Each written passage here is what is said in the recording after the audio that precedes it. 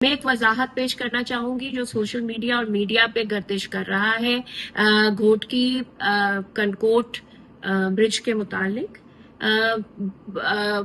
Report کیا جا رہا ہے کہ گھوٹکی کے پل کو شدید نقصان پہنچا ہے۔ میں یہ وضاحت کروں گی کہ وہاں ایک حادثہ ضرور پیش آیا ہے جب کرینوں نے ایک گارڈر کو اٹھایا ہے، وہ سلپ کر گیا ہے۔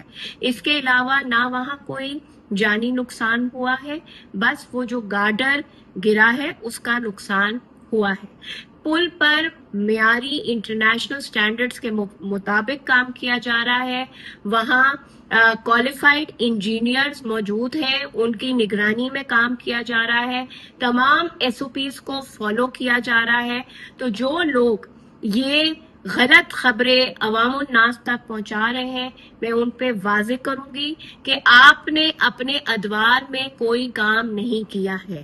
سندھ حکومت نے، پاکستان پیپلز پارٹی کی قیادت نے جو سندھ کے عوام سے وعدہ کیا ہے کہ ہم ہر چیز میں ان کو خوشحالی ترقی دیں گے، اس وعدے کو ہم نبھا رہے ہیں۔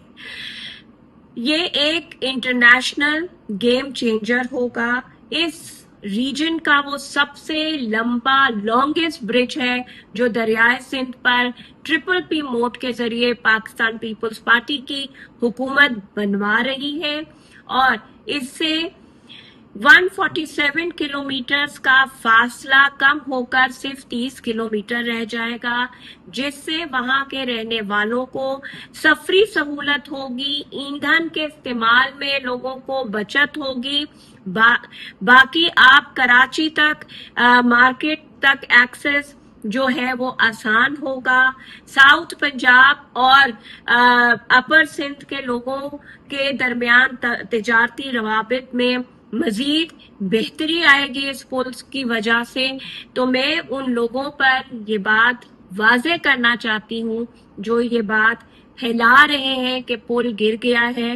ہر ترقیاتی منصوبے کو جو لوگ کنٹروورشل کرنا چاہتے ہیں، سیاسی پوائنٹ سکورنگ کرنا چاہتے ہیں، ان سے میں کہوں گی کہ اپنے ادوار میں آپ سے کام ہوئے نہیں ہیں۔ اب جب سندھ ترقی کی راہ پر گامزن ہے تو اس میں آپ جو ہیں غلط فہمیاں، غلط خبریں پھیلا کر سندھ کے امیج کو خراب کرنے کی کوشش نہ کریں۔